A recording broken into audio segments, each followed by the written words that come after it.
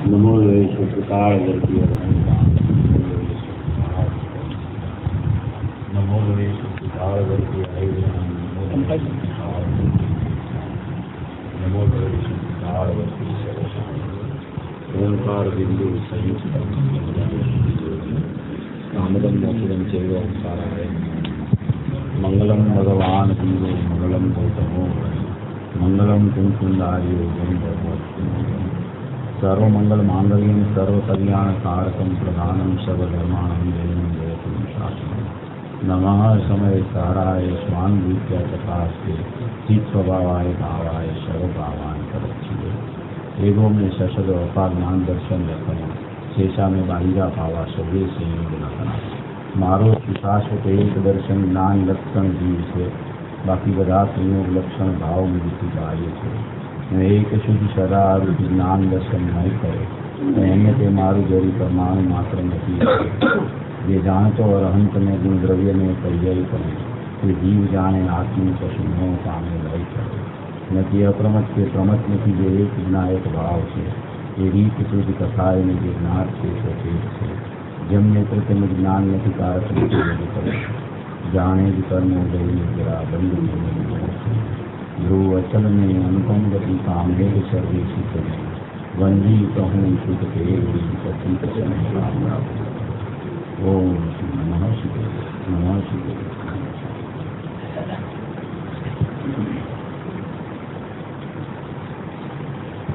पूज्य गुरुदेव श्रीए जे 45 वर्ष सुधी पूज्य गुरुदेव श्री ने 45 साल तक अविरत जो अध्यात्म की धारा बहाई है वो पूरा अध्यात्म आगम का सारभूत अध्यात्म है। माने कि आगम को साथ में रख के आगम का न्याय कोई भी इधर उधर न हो जाए इसका बराबर उसके सम्यक ज्ञान में पूरा ख्याल करके ध्यान करके उसको दृष्टि में लेके आगम को दृष्टि में लेना उसका अर्थ ये है कि जैसा आगम है ऐसा ही अपना स्व संवेदन से निर्णय करके आगम का स्पष्टीकरण करना, ऐसा आगम का सारभूत अध्यात्म पूज्य गुरुदेव श्री ने 45 साल तक अपने को दिया है। वो जो 45 साल तक पूज्य गुरुदेव श्री की जो अविरत धारा चली है वो धारावाहिक प्रवाह रूप में 45 साल तक कोई भी ऐसा दिन नहीं गया, कोई भी ऐसा प्रवचन नहीं गया कि उसमें उसने अपने विनायक भाव को प्रतिपादित न किया हो। ऐसा जो अपना ज्ञानमय विनायक भाव, भूतार्थ स्वभाव, अपरिणामी तत्व, कूटस्थ देव, नित्य निरंजन परमात्मा, अखंड अपना स्वरूप, ज्ञानानंद की मूर्ति, वो एक रूप भाव, परम पारिणामिक भाव, लक्षण वाला जो एक विनायक भाव, ऐसा जो भाव है उसका इस तरीके से उसने अपने को वो विनायक भाव को बताया कि कोई भी जीव प्रथम बार भी अगर गुरुदेव की वाणी सुनने को आवे तो भी उसको अपने आत्मा की सहज में महिमा आ जाए। उसको ऐसा लगे कि मेरा चैतन्य तत्व इतना अद्भुत है, इतना स्पष्ट है, इतना जाज्वल्यमान है, इतनी उसकी महानता है, इतनी उसकी गरिमा है कि जो मैं आज तक मैंने बहुत प्रयत्न किया हुआ तो भी मुझे कभी ऐसी बात सुनने को नहीं मिली। ऐसी बात जीव को पूज्य गुरुदेव श्री के एक प्रथम प्रवचन में मिल सकती है। ऐसा कोई प्रवचन नहीं है गुरुदेव का कि जहाँ उसने अपने खुद के जीव की बात नहीं कही हो और जहाँ उसने अपने सब जीवों की बात नहीं कही हो। ऐसे जीव को अपनी दृष्टि और ज्ञान में लेते लेते उसकी दृष्टि और ज्ञान में निर्विकल्प स्व संवेदन रूप अनुभव और प्रतीति करते हुए पूज्य गुरुदेव श्री ने जो विनायक देव की वो उसने चखनी की, उसने उसका स्वाद लिया, वो स्वाद लेके उसको पता चला कि विनायक भाव ऐसा परिपूर्ण है, ऐसा कृतकृत्य है, ऐसा जाज्वल्यमान है, ऐसा विद्यमानता उसकी भरी हुई है, ऐसा जो अखंड ज्ञानमय भाव है वो विनायक भाव है, वो पारिणामिक भाव लक्षण वाला भाव है, वो एक रूप अखंड चैतन्य परमात्मा है, वो कृतकृत्य देव है, वो मैं हूं।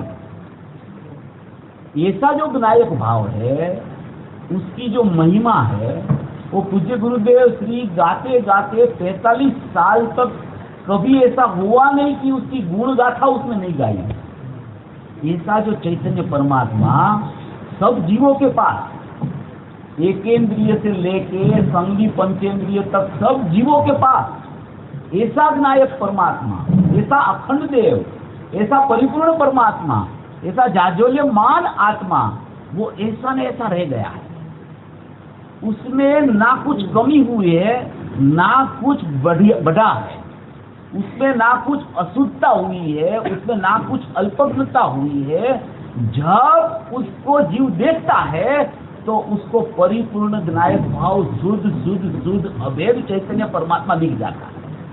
ऐसा जो अपना आत्मा है, ऐसा जो अपना स्वरूप है, ऐसी जो अपनी चैतन्य महिता है, वो परिपूर्णपणे ऐसी न ऐसी रह गई है। उसमें कुछ कमी की विघटन हुआ ही नहीं है। ऐसा न ऐसा आत्मा परिपूर्ण सबके पास है, ऐसा चैतन्य परमात्मा अभी सबके पास है।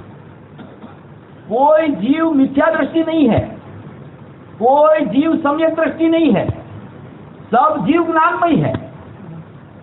मिथ्या दृष्टि और सम्यक दृष्टि जो बोला जाता है वो भी सब पर्याय की उपाधि है। वो पर्याय नहीं है, पर्याय की उपाधि है। वो सब जीव चैतन्य परमात्मा है, कोई जीव मिथ्या दृष्टि नहीं है, इसलिए उसको सम्यक दृष्टि होना नहीं है।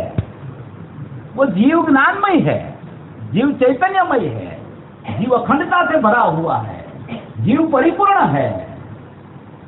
जब तक उसको परिपूर्णता भाषित नहीं होती है, उसको कुछ कमी दिखती है, ऐसा जिसको एहसास होता है ना, वो ऐसा सोचता है कि मेरी पर्याय कब भेद होगी, ऐसा वो सोचता है। जिसको पता चल गया कि मेरा जो जीव है वो जीव को परिणाम ही नहीं होता है, जीव को परिणाम होता ही नहीं, परिणाम होता है वो जीव ही नहीं है। जीव में तो परिणाम नहीं है, जीव में तो परिणाम विद्यमान नहीं है, क्योंकि परिणाम का लक्षण उत्पाद यही है। जीव में तो परिणाम नहीं है क्योंकि जीव है वो ध्रुव है, कुटस्थ है, मगर जीव का भी परिणाम नहीं है, जीव को भी परिणाम नहीं है। जिसको परिणाम न हो उसको जीव बोला जाता है, जिसको परिणाम है वो जीव नहीं है। उसका न्याय दिया है समय सार में। तो जीव किसको बोलते हैं, आप परिणाम किसको बोलते हो? जीव की व्याख्या क्या है, परिणाम की व्याख्या क्या है? जिसको आप जीव बोलते हो, जिसको चैतन्यमयता बोलते हो, जिसको परिपूर्ण बोलते हो, जिसको शाश्वत बोलते हो, जिसको अभेद अखंड बोलते हो, वो चैतन्यमय परमात्मा है। उसमें भी परिणाम नहीं है और उसका भी परिणाम नहीं है, क्योंकि जीव का और परिणाम का लक्षण भिन्न भिन्न है। जीव का लक्षण परम पारिणामिक भाव है और त्रिकाल ज्ञान दर्शन उपयोग है, इसको बोला जाता है जीव का लक्षण। और परिणाम का लक्षण चार भाव रूप है। परिणाम का लक्षण उत्पाद्य रूप, और उत्पाद्य में चार भाव सम्मिलित है। वो चार भाव औदयिक, औपसमिक, सायोपसमिक और साइक, वो चार भाव पर्याय रूप भाव है। उसका सबका लक्षण अलग अलग है और वो लक्षण जीव में व्यापक नहीं है और जीव का लक्षण परिणाम में व्यापक नहीं है। है। परिणाम परिणाम का है, ऐसा है। मगर सचमुच में देखो तो परिणाम जीव में नहीं है और जीव का नहीं है, तो परिणाम की चर्चा ही नहीं है। क्योंकि अपन सब जीव है, अपन परिणाम नहीं है, अपन जीव है। तो जीव कहाँ है, जीव कैसा है, जीव में क्या भरा हुआ है कि उससे अंदर में जो भरा है उससे जीव की पहचान हो जाए। अपन बोलते तो है कि मैं जीव हूँ, मैं आत्मा हूँ, मैं नायक हूँ, मैं ध्रुव हूँ, मैं कुटस्थ हूँ, मैं परिपूर्ण हूँ, मैं एक रूप हूँ, मैं अभेद हूँ, मेरे में खंड नहीं पड़ता है, मेरे में भेद नहीं पड़ता है, मेरे में परिणाम नहीं है। ऐसा अपने को अस्थि और नास्ति से पता तो चला है शब्दों में, मगर वो जीव अंदर में कैसा है, वो जीव का स्वरूप क्या है, वो जीव को कैसे पहचानना कि यही जीव है, ये बहुत महत्वपूर्ण बात है। जीव तो सब जीव है, उसको पता भी है गुरुदेव के प्रताप से। गुरुदेव की वाणी सुनते सुनते उसको मालूम तो पड़ गया कि मैं जीव हूँ, मैं रागी द्वेषी नहीं हूँ, मेरे में मोह नहीं है, मेरे में कसाई भाव नहीं है, मेरे में कर्म नहीं है, मेरे में राग नहीं, मेरे में इंद्रिय ज्ञान नहीं, मेरे में वर्तमान उत्पाद वाला ज्ञान का उपयोग भी नहीं। ऐसा मैं चैतन्यमय परिपूर्ण परमात्मा हूँ। तो वो कुछ नहीं है, उसमें पर पदार्थ नहीं है, कर्म नहीं है, संयोग नहीं है, रागादि भाव नहीं है, इंद्रिय ज्ञान नहीं है। अतीन्द्रिय ज्ञान प्रकट होता है वो भी उत्पाद वाला होने से वो भी जीव में नहीं है। तो जीव क्या खाली है? ये नहीं है, ये नहीं है, ये नहीं है, ये नहीं है, तो जीव कैसा है? जीव सभर है, वो भरा हुआ जीव है, चैतन्य महिता है, उसमें ज्ञान दर्शन उसके प्राण है, वो प्राण से वो जीवित है, वो त्रिकाल ज्ञान दर्शन उपयोगमय है। वो जीव कुटस्थ है, ध्रुव है, अखंड है, एक रूप है, अभेद है। तो उसका मतलब ये नहीं है कि उसमें कुछ जागृति नहीं है, वो सुस्त नहीं है, वो ऐसे कैसे एक साइड में पड़ा नहीं है, अंदर में बहुत भरा पड़ा है। उसमें अंदर में झबकता हुआ, जागरूक होता हुआ जीवन है अंदर में, उससे उसकी परिपूर्णता पता चलती है। ऐसा जीव है, अंदर में खुद जीव जाननहार है।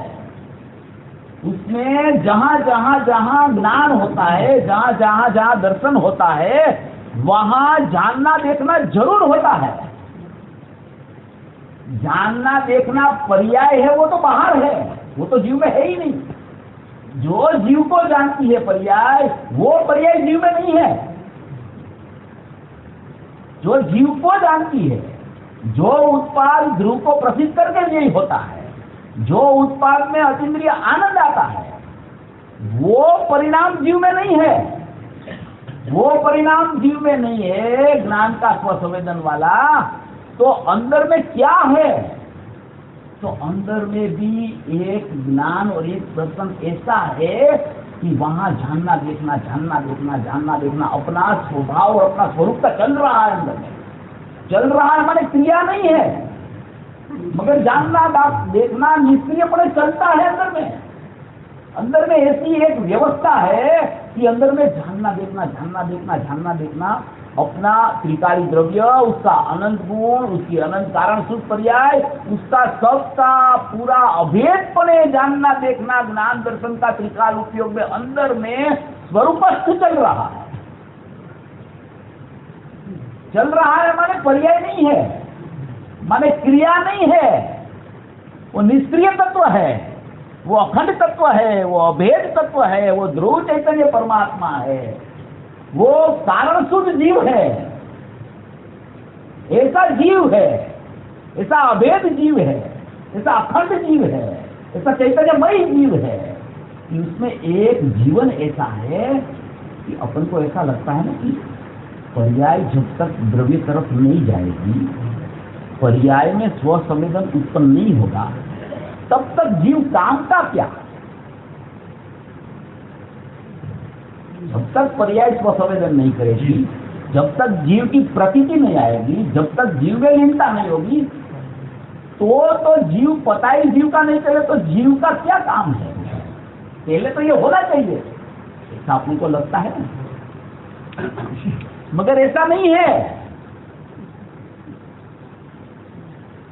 स्वसंवेदन के बिना भी खरेखर जीव अपने में अपना जानना चालू रखता है। जब पर्याय में द्रव्य का जानना होगा तभी जानना कहलाएगा, ऐसा सचमुच में नहीं है। वो तो जाननहार है, अंदर में जाननहार है। वो जानना देखना, जानना देखना, जानना देखना, वो तो उसका स्वभाव है। वो स्वभाव में जानना देखना है, मैं जाननहार हूं, मैं जाननहार हूं, मैं जाननहार हूं, ऐसा उसका स्वयं सिद्ध स्वभाव है। वो उसको जाने तो वैसा स्वभाव है।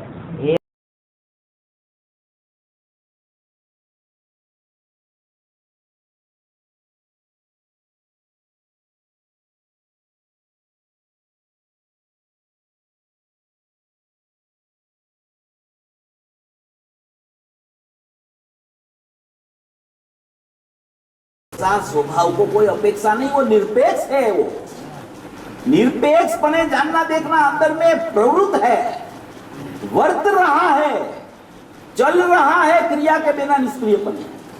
ऐसी ये जीव की परिभाषा है। ऐसा जीव अंदर में अनंत गुणात्मक, अनंत कारण सुख पर्यात्मक अखंड देव है।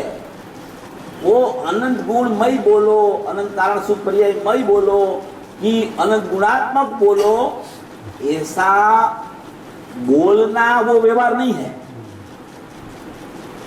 ऐसा एक एक गुण के ऊपर लक्ष्य जाना, एक एक कारण सुख पर्याय ऊपर लक्ष्य जाना, उसको व्यवहार बोला जाता है। आत्मा तो अनंत गुणमयी है, अखंडतामयी है, वो तो उसका स्वरूप है।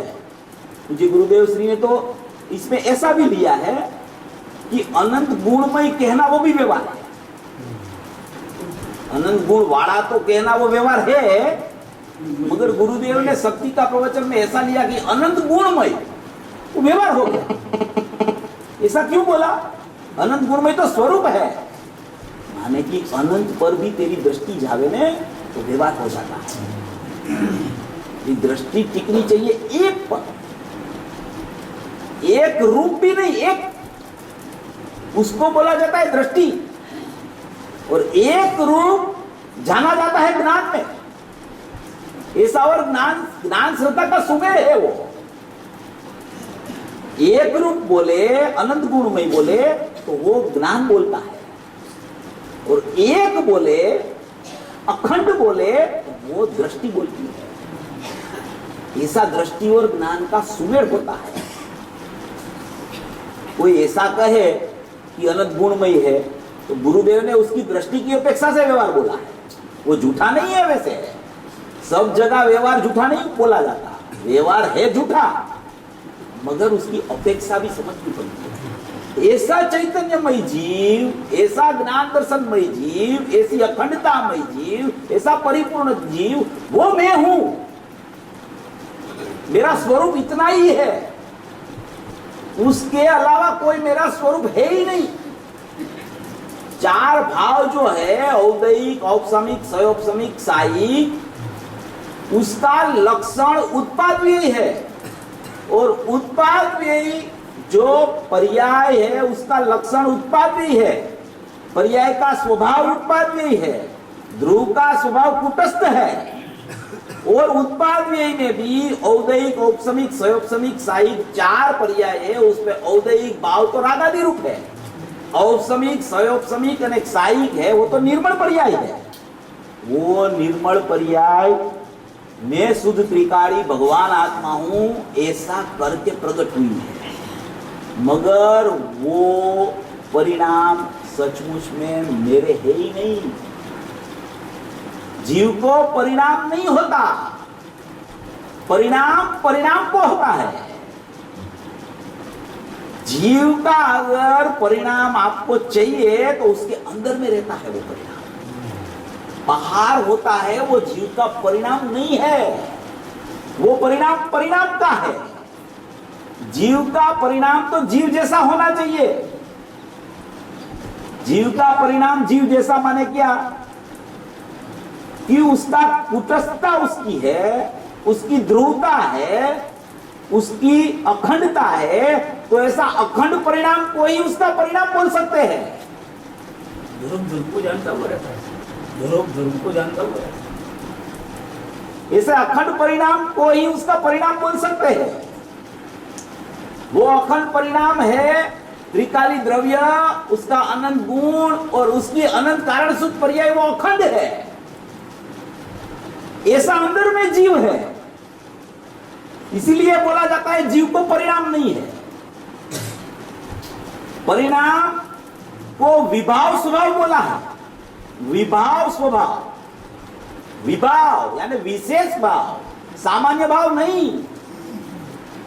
सामान्य भाव जो होता है उसमें सब सामान्य ही रहता है अंदर में। जहां सामान्य नहीं हो और विशेष हो, वो परिणाम होते हैं, वो जीव के है ही नहीं। ऐसा जीव है, ऐसा चैतन्यमयता है, ऐसा त्रिकाल परमात्मा है, ऐसी उसकी अखंडता है, ऐसी उसकी जाज्वल्यमानता है। उसकी परिपूर्णता उसके परिणाम से होती है और वो परिणाम भी ध्रुव जैसा ही होता है। ऐसा परिणाम से ही उसकी ध्रुव की परिपूर्णता होती है। ऐसा भेद नहीं है अंदर में, वो अभेद स्वरूप है। वो उसको बोला जाता है जीव, उसको बोला जाता है चैतन्य, उसको बोला जाता है उसकी कुटस्थता, उसको बोला जाता है उसकी अंदर में सर्वज्ञता, अंदर में सर्वदर्शिता। वो अंदर में है सब, बाहर तो समयवर्ती प्रकट होता है, वो उसका नहीं है। उसको प्रकट करने के लिए पुरुषार्थ नहीं करना पड़ता। जीव की अंदर की स्थिति को समझने के लिए पुरुषार्थ होता है। परिणाम को समझने के लिए पुरुषार्थ की कोई आवश्यकता ही नहीं है। ऐसा जीव है, वो मैं हूं, वो मेरा ध्रुवता है, वो मेरा ध्रुवपना है, वो मेरी सुखमयता है, वो मेरी ज्ञानमयता है, वो मेरी आनंदमयता है। ऐसी मेरी स्थिति है अनादि से, और अनंत काल तक जीव की स्थिति ऐसी ही चलने वाली है। परिणाम में कुछ भी हो, मगर परिणाम में कुछ भी हो माने कि ऐसी जीव की स्थिति पता चलती है ना, उसको क्षयिक होता है। परिणाम सीधा क्षयिक होता है उसको। जिसको ऐसी स्थिति समझ में आ जाए, जिसको ऐसा परिपूर्ण परमात्मा ख्याल में आ जाए, जिसको पता चले कि मैं ऐसा ही परमात्मा हूं, उसको पहले तो कोई भेद दिखता ही नहीं। अगर जो परिणाम है, वो परिणाम में ऐसी चैतन्यमयता आती है, ऐसी चैतन्यमयता आती है कि वो कभी छूटती नहीं। ऐसा ध्रुव को समझने से परिणाम स्वयं सहज आपो आप बदलते हैं, उसको कोई बदला नहीं सकता। ऐसा जीव अपना चैतन्यमयपना ऐसा है, ऐसा ध्रुवता है, ऐसा स्वभाव है। ऐसा है ना कि एक तो द्रव्य की चर्चा और एक चार भाव की चर्चा होती है। चार भाव में क्या आता है? चार भाव में बाह्य में अपन देखें, अभी ये जीव तो एक तरफ है, जीव तो जैसा है वैसा ही है, अपने को चर्चा में तो वही लेना, मगर साथ साथ में परिणाम रहते हैं। उसका ज्ञान करने के लिए ये चर्चा में छेड़ना है, कहीं कोई ऐसी गलती नहीं हो जाए। वो परिणाम में, परिणाम को किस तरीके से समझना, परिणाम कैसे होते हैं, परिणाम में क्या क्या होता है, परिणाम में क्षणिक उपादान क्या है, परिणाम में नैमित्तिकता क्या होती है, उस परिणाम में निमित्त कैसा होता है, ऐसा भी समझना। कहीं ऐसा घोटाला नहीं हो जाए कि क्षयिक बोले तो वो बोले कि द्रव्य भी क्षयिक भाव रूप है, ऐसा नहीं होता है। क्षयिक भाव पर्याय का नाम है, संयोग भाव पर्याय का नाम है, औपसमिक भाव पर्याय का नाम है, औदैहिक भाव पर्याय का नाम है। वो पर्याय है ही नहीं उसमें। तो वो द्रव्य को तो उसका कुछ नाम लागू ही पड़ता नहीं सचमुच में। ऐसा होता है ना कि साईक भाव हो गया, साईक भाव माने केवल ना हो गया, तो उसमें क्या हुआ, बाह्य में निमित्त बने कर्म का क्षय हुआ। कर्म का क्षय का निमित्त बना तो होता ही है, यहाँ साईक भाव प्रकट होता है तो वो नियम से कर्म का क्षयपना साईक भाव में होता ही है, और वो साईक भाव अनंत काल तक पर्याय रूप ही रहता है। उसको द्रव्य नहीं बोल सकते अपन। साईक वो कर्म का क्षय की बातें है, उसको ध्रुव में नहीं लगाना कभी, बहुत बड़ी गलती हो जाती है उसमें। परिणाम की स्थिति में परिणाम रखो और ध्रुव में ध्रुव रखो, दोनों कभी एक में हो ही नहीं सकते। उसको कथनचित अभिन्न कहना पड़ता है, कहना पड़ता है। कथनचित अभिन्न का अर्थ क्या होता है? कथनचित अभिन्न किसको बोला जाता है? पहले तो कथनचित अभिन्न निर्बल पर्याय नहीं लागू पड़ता, पहले में पहली बात। विकारी पर्यायों में, मलिन पर्यायों में तो कथनचित अभिन्न वाली कोई चर्चा है ही नहीं। निर्मल पर्याय में ही कथनचित अभिन्नता लागू पड़ती है। वो कथनचित अभिन्नता भी किसको बोली जाती है कि जैसा द्रव्य है ऐसा ही परिणाम उसका होता है, तो उसको ऐसा बोला जाता है कि ये परिणाम द्रव्य से कथनचित अनन्य है, कोई एक अपेक्षा से अनन्य है। उसका मतलब कि जैसा द्रव्य है ऐसा परिणाम है, इसलिए ऐसा उपचार लागू पड़ता है। बाकी वो अनन्य बनन्य नहीं होता है, उसको परिणाम ही नहीं है, अनन्य होगा कैसे हो? उसकी संपत्ति नहीं है परिणाम। ध्रुव की संपत्ति ध्रुव में ही होती है, परिणाम में होती ही नहीं उसकी संपत्ति। तो परिणाम की संपत्ति को ध्रुव में मिलाना, परिणाम की संपत्ति का नाम को ध्रुव का नाम दे देना, तो बड़ा मिथ्यात्व हो जाता है, बहुत बड़ी गलती। ऐसा नहीं है स्वरूप, ऐसा भाव नहीं आया है कहीं शास्त्रों में। इसलिए परिणाम परिणाम में है, द्रव्य द्रव्य में है, दोनों के विभाग अलग अलग है। किसी को किसी से कुछ लेना देना है ही नहीं। ना तो द्रव्य कुछ परिणाम को दे सकता है, ना तो परिणाम उसमें से कुछ ले सकता है। अपना अपना स्वतंत्र उपादान है। द्रव्य का त्रिकाली उपादान है, पर्याय का क्षणिक उपादान है। सब अपने अपने से है, किसी को संबंध होता ही नहीं। अगर एक समय भी संबंध हो गया, एक समय भी संबंध हो गया परिणाम का द्रव्य से, तो या तो परिणाम को द्रव्य होना पड़ेगा, या तो द्रव्य को परिणाम होना पड़ेगा, या तो परिणाम का नाश से द्रव्य का नाश हो जाएगा, या तो द्रव्य है परिणमता हो जाएगा। ऐसी स्थिति नहीं है। दोनों की पृथकता अबाधित है, कायम है। ऐसा द्रव्य पर्याय का स्वरूप है। एकदम व्यवस्थित ज्ञान में निर्धार करके पूज्य गुरुदेव श्री की वाणी सुनना चाहिए। गुरुदेव की वाणी खाली कर्णेंद्रिय का विषय के लिए नहीं है कि हमने आज एक कैसे सुन ली, दो सुन ली, चार सुन ली। न्याय युक्त पकड़ना चाहिए। कोई न्याय को इधर उधर अपन कर लेते हैं तो बड़ी गलतियां हो जाती है। ऐसा नहीं होना चाहिए। ऐसा स्वभाव है जीव का। दोनों अलग अलग पृथक पृथक न्यारे न्यारे, किसी को किससे कुछ लेना देना है ही नहीं। सब अपने अपने में स्वयं सिद्ध है। परिणाम भी स्वयं सिद्ध है और द्रव्य भी स्वयं सिद्ध है। किसी से कुछ लेना देना है ही नहीं। ऐसी मूल व्यवस्था है द्रव्य की, उसको परिणाम है ही नहीं।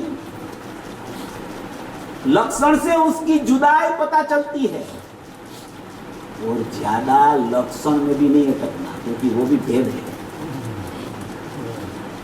पर्याय का लक्षण में तो नहीं अटकना, मगर ध्रुव का लक्षण परम परिणामिक भाव है, उधर तक भी नहीं जाना, वो भी भेद हो गया। ध्रुव तो ध्रुव है,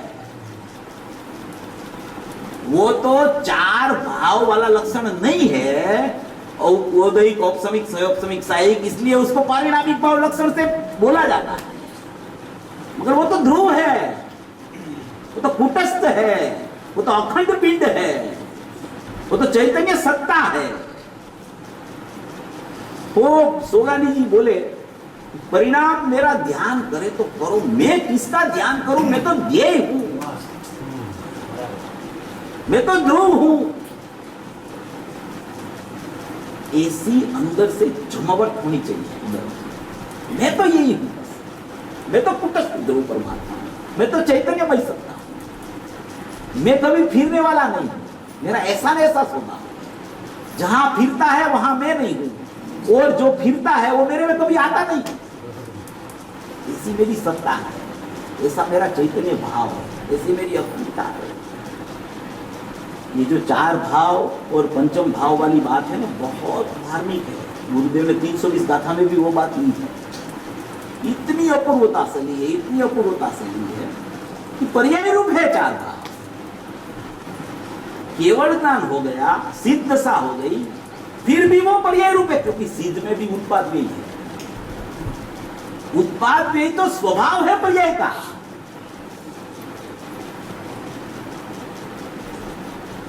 तो पर्याय का स्वभाव कभी द्रव्य रूप होता ही नहीं कभी, तो ऐसा न ऐसा पर्याय रूप ही रहता है। ऐसी व्यवस्था है द्रव्य पर्याय। जो अपना विषय चलता है 90 to 93 गाथा, ये मूल बात कहने के बाद में इसको शुरू करते। भानु गाथा और प्राण गाथा, उसमें जो गुरुदेव का प्रवचन चलता है उसके ऊपर अपन थोड़ा ये गाथा इतनी अद्भुत है, इतनी भेद ज्ञान की अपूर्वता इसमें बताई है कि भेद ज्ञान एक बार होवे तो चालू ही रहता है, वो फिर भेद ज्ञान अलग से नहीं करना पड़ता, वो सहज चलता रहे भेद ज्ञान। ऐसी भेद ज्ञान की अपूर्व गाथा है, ऐसा मार्मिक उसमें मर्म भरा है। उसमें भानु ताणु गाथा बहुत माने बहुत अच्छी गाथा।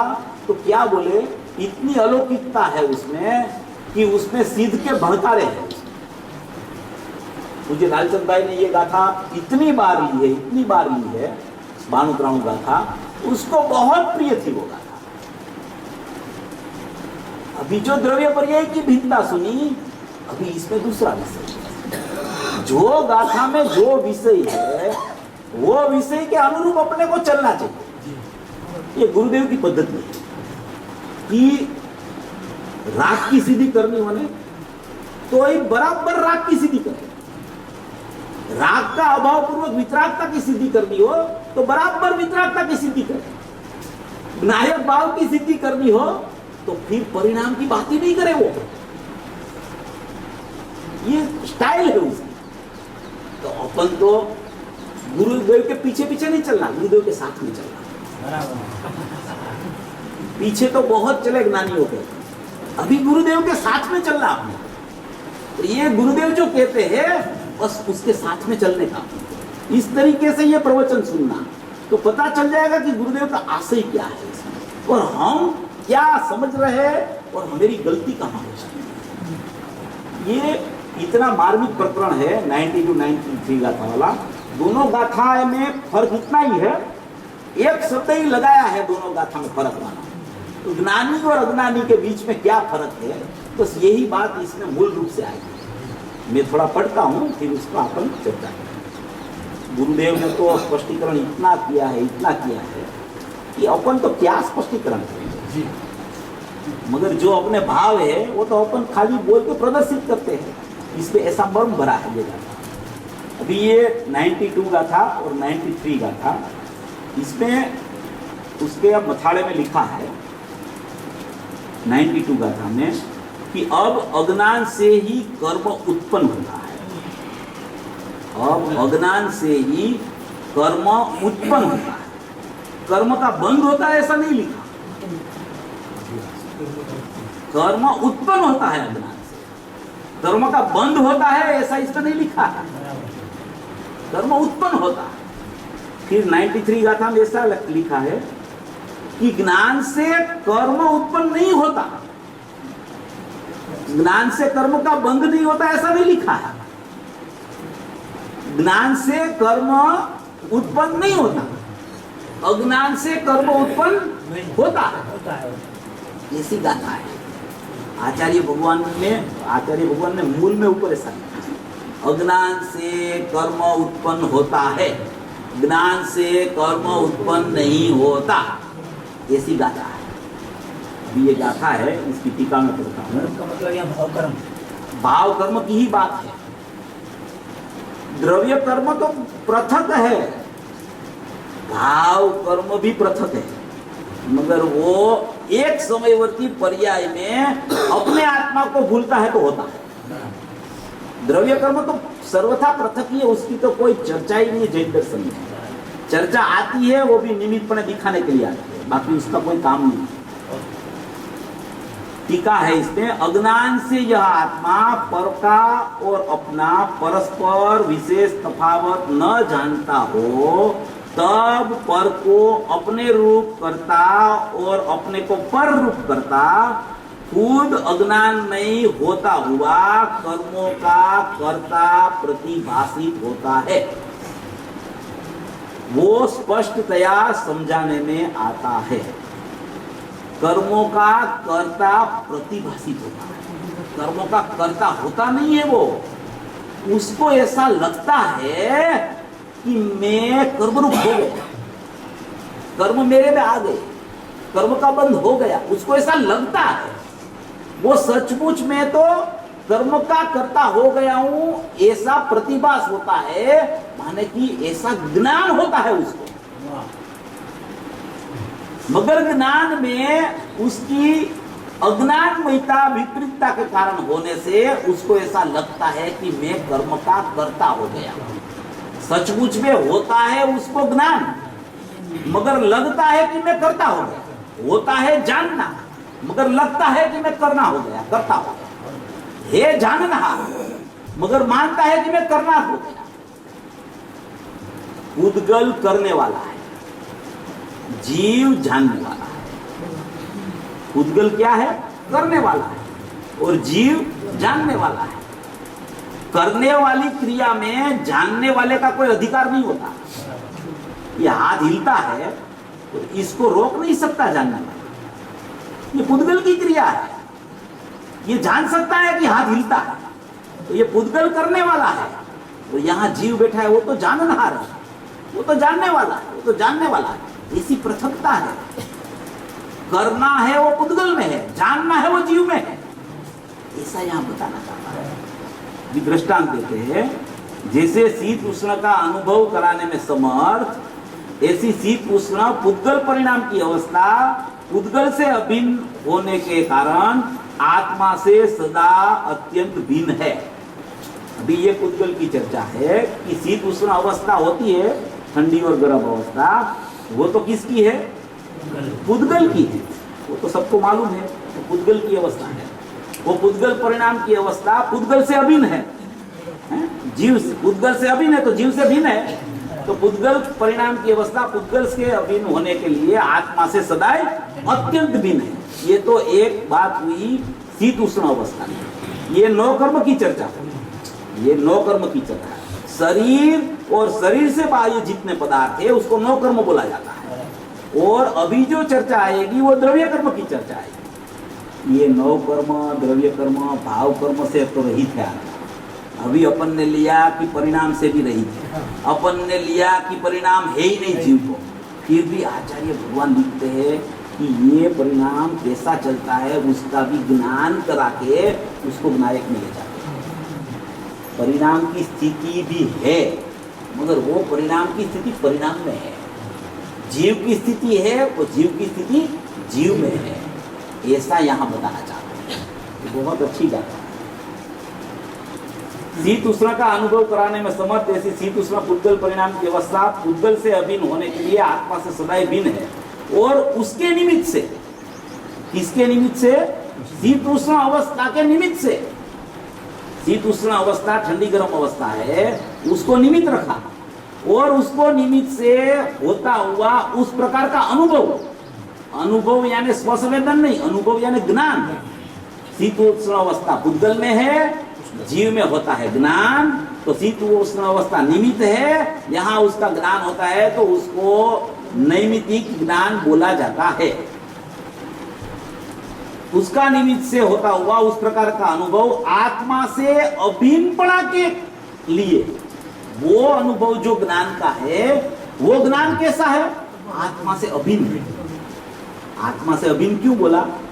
कि शीत उष्ण अवस्था को पुद्गल से अभिन्न बताया, तो शीत उष्ण अवस्था जिसमें नहीं है ऐसा ज्ञान और ऐसा ज्ञायक उसको अभिन्न बताया। शीत उष्ण अवस्था और पुद्गल को अभिन्न बताया, ज्ञान और ज्ञायक को अभिन्न बताया। उस प्रकार से आत्मा को अभिन्नपणा के लिए पुद्गल से सदाय अत्यंत भिन्न है। ज्ञान और आत्मा पुद्गल से अत्यंत भिन्न है। इसी प्रकार वही रीति से वो प्रकार का अनुभव कराने में समर्थ, वो प्रकार का ज्ञान कराने में समर्थ, ऐसी राग द्वेष सुख दुख आदि पुद्गल परिणाम की अवस्था, शीत उष्ण अवस्था वो भी पुद्गल परिणाम, राग द्वेष वो भी पुद्गल परिणाम, दोनों को पुद्गल परिणाम। एक नौ कर्म का पुद्गल परिणाम, राग द्वेष मोह द्रव्य कर्म का पुद्गल परिणाम। राग द्वेष मोह जीव का परिणाम नहीं है, पुद्गल परिणाम लिखा इसमें, वो पुद्गल परिणाम। राग द्वेष सुख दुख आदि, सुख दुख इसमें क्या लेना कि सुख दुख माने सुख दुख की कल्पना, सुख दुख की कल्पना, सुख दुख का विकल्प, उसको बोला जाता है राग द्वेष सुख दुख आदि रूप। सुख दुख आदि रूप पुद्गल परिणाम की अवस्था पुद्गल से अभिन्नपणा के लिए आत्मा से सदाय अत्यंत भिन्न है। तो अभी शीत उष्ण अवस्था को भी पुद्गल से अभिन्न बोला, राग द्वेष सुख दुख को भी पुद्गल से अभिन्न बोला, ज्ञान को आत्मा से अभिन्न बोला, दोनों भाग पाड़ दिए। राग पुद्गल से अभिन्न है, शीत उष्ण अवस्था पुद्गल से अभिन्न है, ज्ञान आत्मा से अभिन्न है। और उसके निमित्त से होता हुआ जो प्रकार का अनुभव आत्मा को आत्मा से अभिन्नपणा के लिए पुद्गल से सदाय भिन्न है, राग का ज्ञान हुआ, शीत उष्ण अवस्था का ज्ञान हुआ, वो ज्ञान आत्मा से अनन्य है, और शीत उष्ण अवस्था और राग द्वेष मोह वो पुद्गल से अनन्य है। जब अज्ञान के कारण आत्मा वो राग द्वेष सुख दुख आदि का और उसका अनुभव का परस्पर विशेष नहीं जानता हो, तब एक पणा का अध्यास के कारण शीत उष्ण की माफक, अर्थात जैसे शीत उष्ण रूप आत्मा वड़े परिणमना अशक्य है, जिसका रूप से आत्मा वड़े परिणमना अशक्य है, ऐसा राग द्वेष सुख दुख की रूप से अज्ञान आत्मा वड़े परिणमता हुआ, माने कि अज्ञान रूप परिणम्या होवानु मानता हुआ, ज्ञान का अज्ञानत्व प्रकट करता हुआ, पोते अज्ञान में होता हुआ, ये मैं रागी हूँ अर्थात राग का मैं करता हूँ इत्यादि विधि से राग आदि कर्म का करता प्रतिभासता है। और उसमें जो 93 गाथा आएगी इसमें अज्ञान की स्थिति, 93 गाथा में ज्ञान की स्थिति करेगा, वो सम्यक ज्ञान हो जाएगा उसको, और ये मिथ्या ज्ञान की स्थिति है। अभी इसमें कहना क्या चाहते हैं बोलिए, ये गाथा तो अपन अभी इसमें उसका कहने का तात्पर्य क्या है, इसमें क्या आचार्य भगवान ने क्या बात इसमें रखी है कि जिससे अपना प्रयोजन की सिद्धि हो। अपने को तो अपना प्रयोजन की सिद्धि का काम है, इसमें जो लिखा है वो अपने में कैसे अप्लाई करे, तो अपना ज्ञान में ज्ञायक भाव है उसकी ऊर्ध्वता हो जाए, उसका पता चल जाए, वो ज्ञानमय भाव ज्ञान में ही रह गया है, पुद्गल में कभी हुआ ही नहीं है, वो परिणाम में भी कभी नहीं हुआ है, ऐसा उसको पता चल जाए, ये अपना प्रयोजन है। ये सब समझ के सुन के अपना प्रयोजन तो ये है। तो अभी इसमें पूरा जैन दर्शन लिया ये था। देखो इसमें 9 कर्म की बात दिया, इसमें द्रव्य कर्म की बात दिया, अभी भाव कर्म तो उत्पन्न नहीं हुआ है, अभी नहीं हुआ है उत्पन्न, पर्याय में भाव कर्म अभी उत्पन्न नहीं हुआ है। अभी तो यहाँ चर्चा चलती है 9 कर्म की, द्रव्य कर्म की और ज्ञान और आत्मा की, बीच में भाव कर्म है, वो अभी पैदा नहीं हुआ है, अभी उत्पत्ति नहीं हुई उसकी। अभी उत्पत्ति कैसे होती है और सचमुच में कर्म क्या है, सचमुच में भाव कर्म किसको बोला जाता है, सचमुच में भाव कर्म रागादि भाव है कि सचमुच में भाव कर्म क्या है, ये अपने को समझना है। अभी उत्पत्ति हुई नहीं, अभी तो ये व्यवस्था की बात है। अभी यहाँ व्यवस्था दिखाई है, शीत उष्ण अवस्था को पुद्गल में डाला, राग द्वेष सुख दुख की कल्पना को पुद्गल में डाला, ज्ञान को जीव के साथ अनन्य बताया, अभी ज्ञान का परिणमन और ज्ञायक भाव को अलग तारोणी कर दी और शीतोष्ण अवस्था और राग द्वेष सुख दुख आदि रूप विकल्प को उद्गल में डाल दिया। अभी दोनों विभाग हो गए। अभी विभाग है, उसके बीच में पर्याय है जीव की। जीव की पर्याय उसके बीच में है, जिसमें या तो अज्ञान होता है या तो उसमें सम्यकता होती है, वो जीव की पर्याय है। या तो उसमें राग द्वेष सुख दुख भाव कर्म रूप प्रकट होता है या तो उसका ज्ञान कर्म बन जाता है। ये दो बात है। अभी वो कैसे होता है, कैसे ज्ञान कर्म बन जाए और राग द्वेष मोह है, राग द्वेष सुख दुख है, वो पुद्गल में है, वहां ही रह जाए। इसमें इसकी कला बताई कि एक प्रति समय जीव को ज्ञान प्रकट होता है, प्रकट लक्षण ज्ञान का है। ये अभी प्रगट लक्षण माने उत्पाद व्यय की चर्चा चल रही है, ये ध्रुव की चर्चा नहीं है। उत्पाद व्यय ज्ञान का परिणमन सब जीव को प्रति समय प्रकट होता है। वो ज्ञान को बोला जाता है आत्मा का उपयोग लक्षण, वो ज्ञान को बोला जाता है पर्यार्थिक नैका पारिणामिक भाव। वो ज्ञान कभी अज्ञान रूप अभी परिणमान नहीं है, वो ज्ञान रूप भाव अंदर से ज्ञान लेके आता है, क्योंकि अंदर में अज्ञान नहीं है, अंदर में मात्र ज्ञान है। तो वो अंदर में से जो ध्रुव में से ज्ञान का प्रवाह बाहर निकलता है, वो प्रवाह ज्ञान का प्रवाह आता है अंदर से, वो ज्ञान ही प्रकट होता है। और वो ज्ञान को अभिन्न क्यों बोला ज्ञायक से, क्योंकि वो ज्ञायक में से प्रकट होता है। वो ज्ञान में से ज्ञान नहीं आता है, बाहर से ज्ञान नहीं आता है, उद्गल में से ज्ञान नहीं आता है, वो ज्ञायक में से ज्ञान होता है, आता है। ये ज्ञायक में से ज्ञान आता है तो ज्ञायक तो कुटस्थ है, तो उसमें अवर जबर कैसे आ गई? तुमको विचार तो आना चाहिए ना कि ज्ञायक को आप कुटस्थ बोलते हो, आप ध्रुव बोलते हो, बदघट के बिना का बोलते हो, तो उसमें से कैसे ज्ञान आएगा? तो कि भैया ऐसा है कि जब जीव चैतन्यमय है, ऐसा दृष्टि का विषय जब बताना हो तब तो उसमें बढ़ घट कुछ होती ही नहीं है। तो ऐसा ही ध्रुव चैतन्य परमात्मा है, ऐसा ही ध्रुव है। पर्याय उसमें अनंत काल तक उसमें से निकले, अनंत केवल ज्ञान भी निकले तो भी उसमें कुछ कमी नहीं होती है, और अनंत केवल ज्ञान अभी नहीं निकला है तो भी उसमें कुछ बढ़ोतरी नहीं है। वो ऐसा घटबद के बिना का नायक भाव चैतन्य मूर्ति है, वो दृष्टि का विषय है। दृष्टि का विषय बोलने से दृष्टि बाहर है, और दृष्टि का विषय अगर परिपूर्ण नहीं हो तो दृष्टि कैसे होगी उसमें? तो वो तो परिपूर्ण है, मगर फिर भी पर्याय आती है द्रव्य में से और पर्याय होती है स्वतंत्र। ये एक बड़ा सिद्धांत है। ये जिसको बैठ जाता है उसको ऐसा नहीं लगता है कि पर्याय द्रव्य में से कैसे आती होगी, पर्याय तो अशुद्ध है तो द्रव्य में से कैसे आती होगी? अरे भाई, अशुद्धता अंदर से नहीं आती है, अंदर से शुद्धता भी नहीं आती है, अंदर से अशुद्धता भी नहीं आती है। अशुद्धता और शुद्धता तो पर्याय में नई प्रगटता होती है, अंदर से तो ज्ञान आता है, वो ज्ञान का अंश आता है, अंशी में से अंश आता है। वो अंश है, वो ज्ञायक जैसा ही अंश बाहर आया है, और वो अंश ज्ञायक में से आया है, इसलिए वो ज्ञान का अंश को अभिन्न बोला गया है।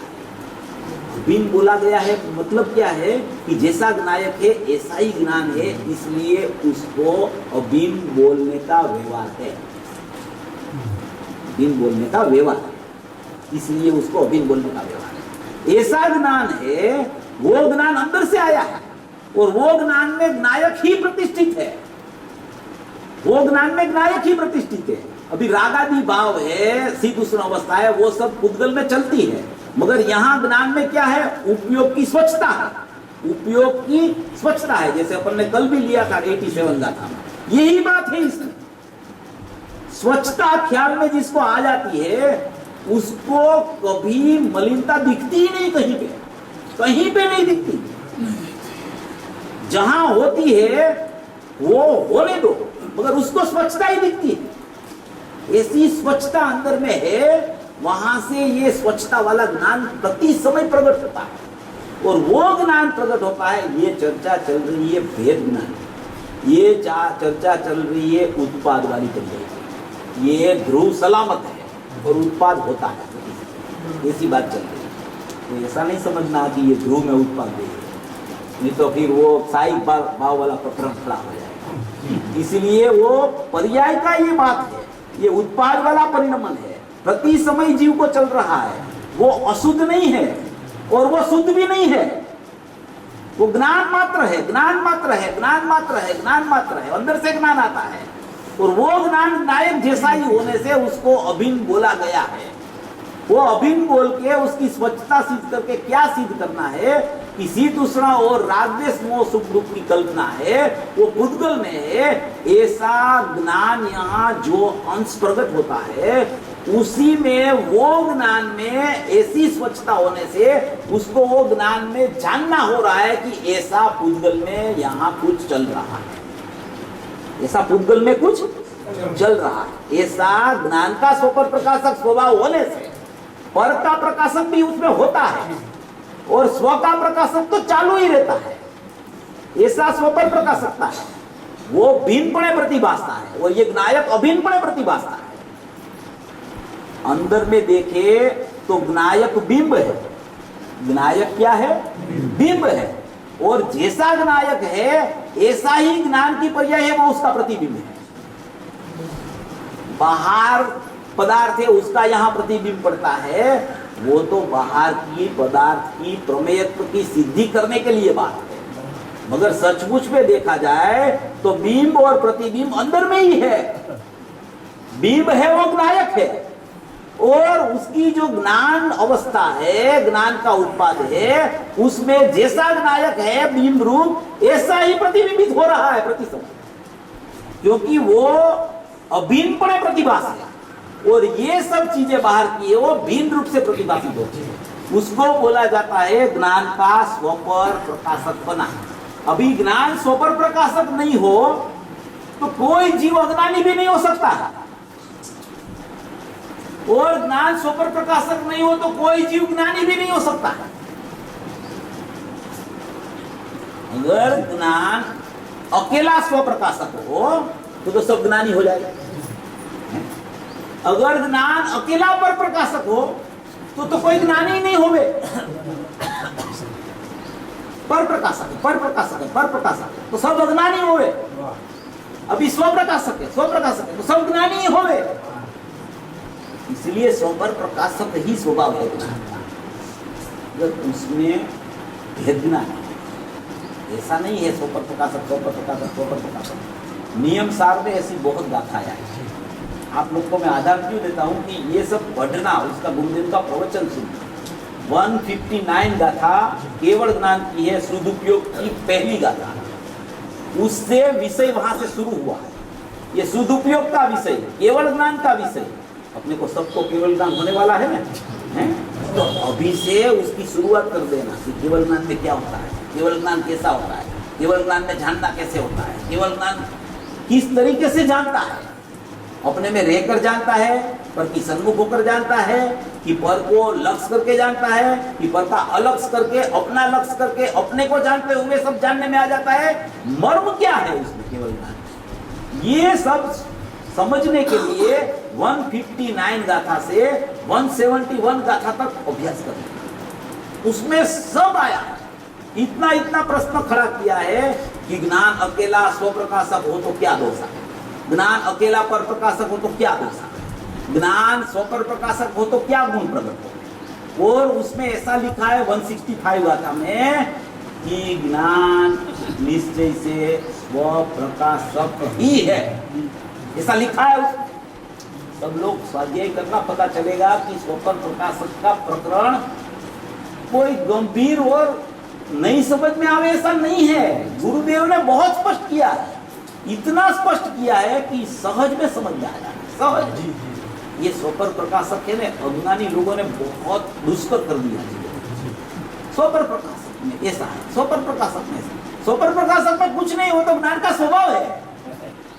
स्वभाव कैसे अग्रा होवे, स्वभाव कैसे दुष्कर होवे, वो तो स्वभाव ही है।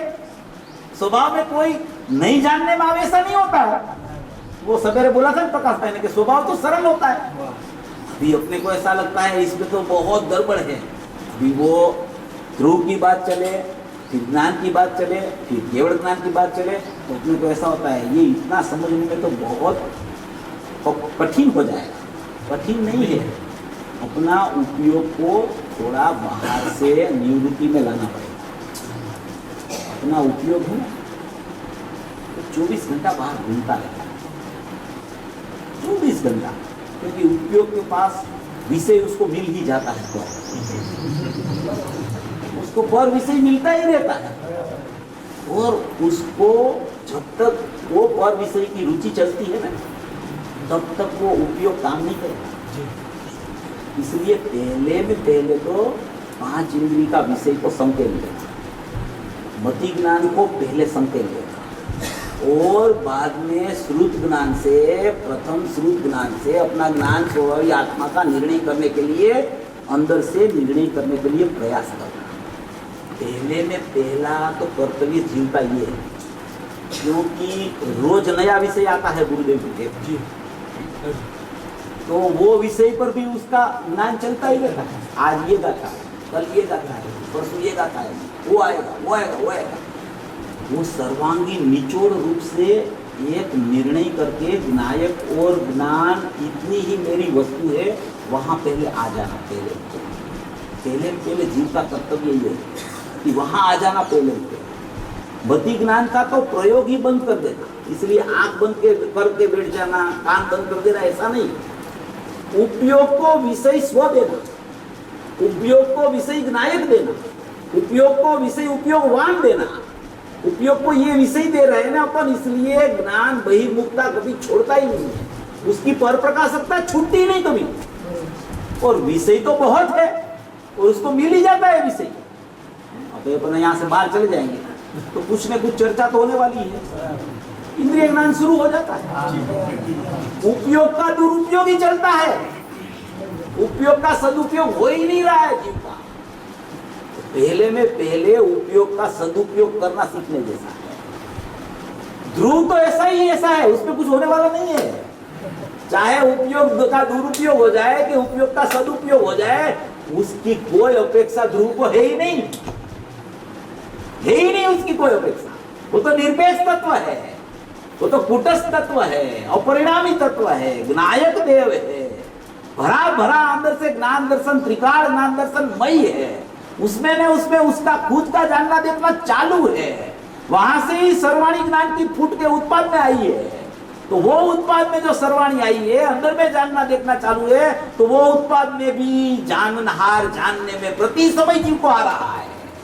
वो उत्पाद में भी जानने वाला ही जानने में आ रहा है। उपयोग ने उपयोगवान को छोड़ा ही नहीं है। क्यों छोड़ा नहीं है? कि अंदर में ऐसा चालू है, और वो अंदर में से ही उपयोग प्रकट हुआ है, और वो प्रकट होता हुआ उपयोग अंशी में से अंश आया है। तो अंशी में खुद का अंशी का जानना देखना चलता है, तो वहां से जो अंश बाहर उत्पाद रूप आया है, वो अंश अंदर का कुछ लेके आया है, और वो उसमें भी जाननहार जानने में प्रति समय आ रहा है। 17-18 गाथा में बोला आचार्य भगवान ने, बाल गोपाल सबको अनुभूति स्वरूप भगवान आत्मा अनुभव में माने जानने में आ रहा है, मगर उसको स्वीकार नहीं आता है। काम स्वीकारता है, स्वीकार आ जाए तो ये गाथा की सार्थकता उसमें भरी हुई है। इसमें लिखा है ज्ञान आत्मा से अभिन्न है, और राग द्वेष मोह और सुख दुख की कल्पना शीत उष्णता पुद्गल से अभिन्न है। अभी ऐसा जो मान लेता है ज्ञान आत्मा से अभिन्न है, मैं ज्ञायक हूं, तो यहाँ उसकी पर्याय में भाव कर्म राग आदि रूप उत्पन्न नहीं होता है। यहाँ उसकी पर्याय में उसका कर्म ज्ञान बन जाता है। आत्मा कर्ता और उसका कर्म राग द्वेष नहीं, मगर उसका कर्म ज्ञान, और ऐसा कर्म कर्ता कर्म का भेद भी नहीं होता उसमें। अभेद रूप से ज्ञान एकदम ऐसे प्रसर जाता है, प्रसर जाता है। वहां भेद विकल्प नहीं होता। भेद जरूर होता है ज्ञान और ज्ञान का, मगर भेद विकल्प छूट जाता है। अगर भेद ही नहीं होवे तो दूसरे समय में पर्याय का नाश से द्रव्य का नाश हो जाता है, यानी कि भेद विकल्प छूटते हैं। भेद रह जाते हैं, भेद विकल्प छूटा और अभेद निर्विकल्प परिणमन हो गया।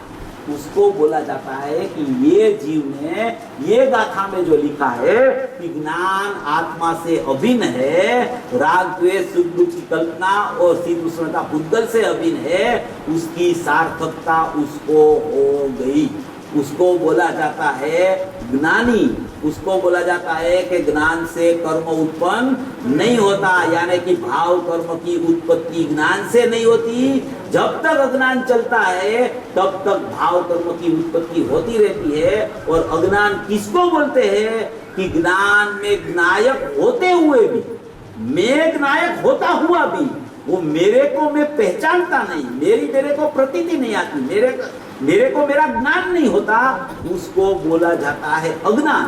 और वो अज्ञान से भाव कर्म की उत्पत्ति होती है समयवर्ती।